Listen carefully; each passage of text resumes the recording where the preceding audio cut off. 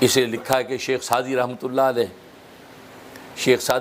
علیہ جنگل میں سفر کر رہے ہیں تو جوتا ٹوٹ گیا، جوتا بغل میں لیا، ننگے پاؤں چلنے لگے،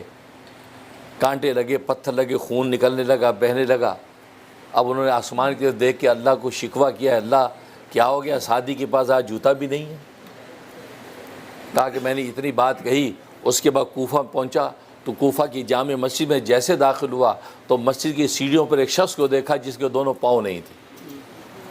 دونوں پاؤں نہیں تھے، سجدے میں گر گیا، رب ذوالجلال مجھے معاف کر دے، میں جوتے کی شکایت کر رہا ہوں، اس بیچارے کو تو پاؤں بھی نہیں ہیں، تو نے مجھے پاؤں تو کم سے کم عطا کر رکھے ہیں، میں پاؤں کے شکر سے غافل ہوں اور جوتے کی شکایت کر رہا ہوں، یا اللہ آج کے بعد میں توبہ کرتا ہوں۔ آج ہماری حالت یہی ہے، ہم ٹوپی دینے والے کا تو شکریہ کرتے، جی تھینک یو آپ نے مجھے ٹوپی تحفہ دی ہے، لیکن جسے سر عطا کیا ہے اس کا شکر نہیں ہے جس پہ ٹوپی سجے گی۔ گھڑی دینے والے کو شکریہ کرتے، تھینک یو یار آپ نے مجھے راڈوں کی گھڑی تحفہ دی، لیکن جسے کلائی عطا کی جس پہ گھڑی سجے گی اس کلائی والے کا شکر ہی نہیں۔ آج انگوٹھی دینے والے کا شکریہ کرتے، جی آپ نے مجھے انگوٹھی دی ہے، لیکن جس نے انگلی عطا کی ہے اس کا شکریہ نہیں۔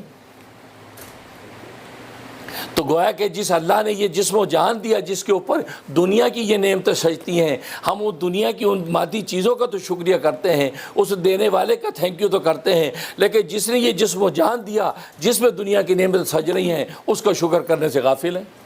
اس لیے اللہ نے شکایت کی کہ ان الانسان لربہ لکنود،